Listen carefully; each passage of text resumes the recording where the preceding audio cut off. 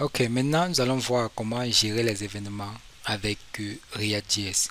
Donc ici, pour voir les éléments, nous allons utiliser plusieurs éléments, plusieurs aspects. Il y a notamment celui-ci, input, il y a euh, bouton, donc on peut utiliser ça avec notre composant app.jsx aussi. Donc nous allons bloquer ceci et réafficher notre composant celui-ci. Là, on peut voir que ça vient avec test.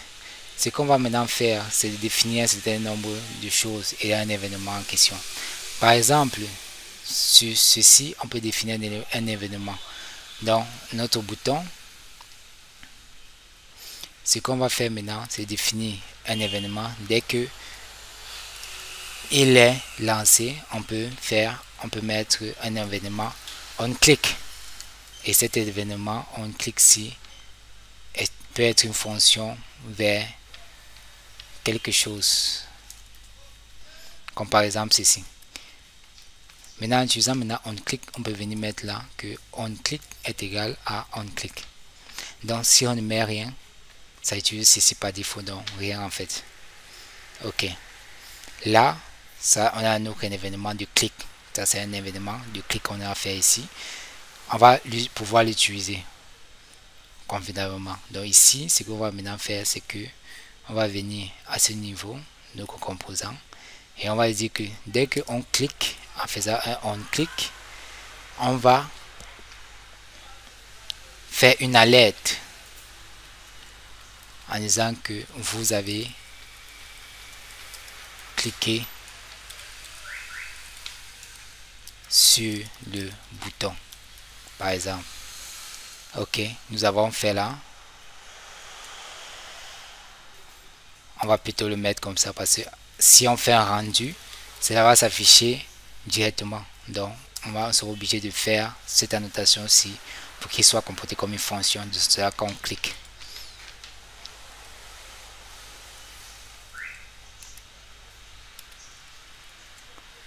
Même chose à ce niveau. Au niveau de notre bouton, ça doit être plutôt ainsi.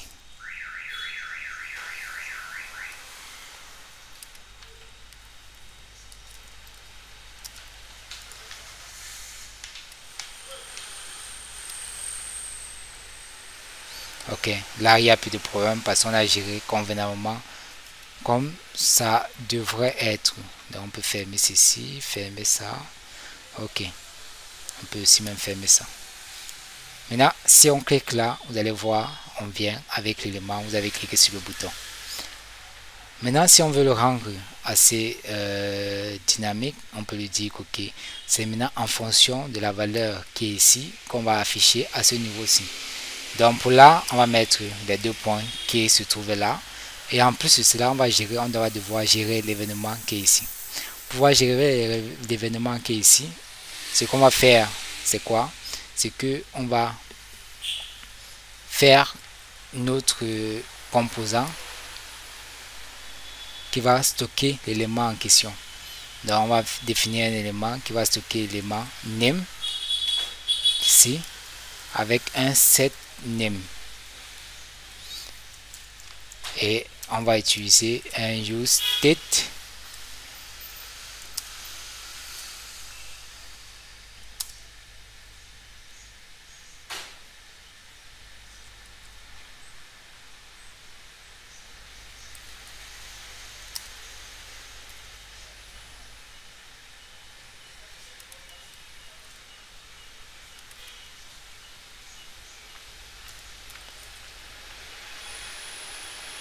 là, il va un peu changer la hiérarchie. Ça semble avoir un problème. Bon, je vais l'importer à ce niveau-ci. Bon, il peut mettre import de useState from React.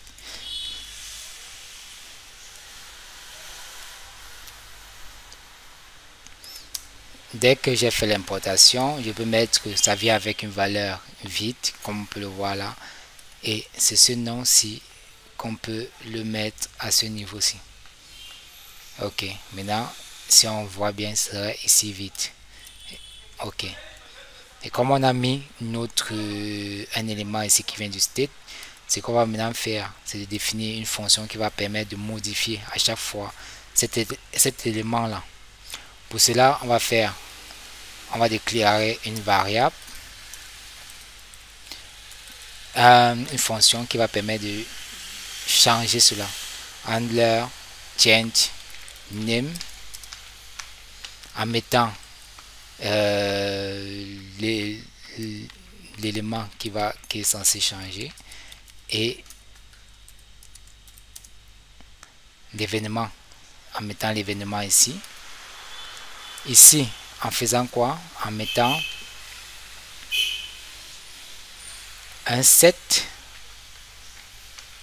name de la valeur. La valeur ici qu'on va mettre, c'est quoi? C'est l'élément là du target et de la valeur en question.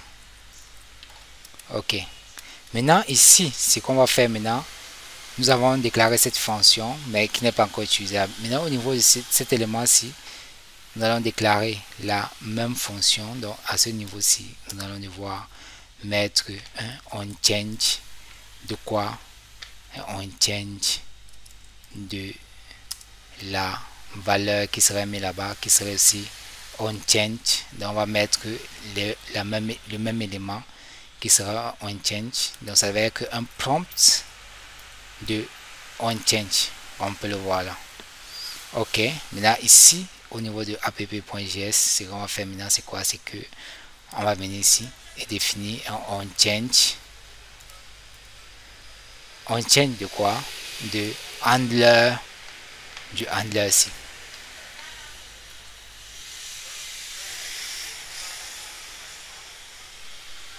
Donc ici, plutôt, on doit mettre l'événement et du handler suivi de l'événement ici. Et on va aussi faire pareil à ce niveau-ci.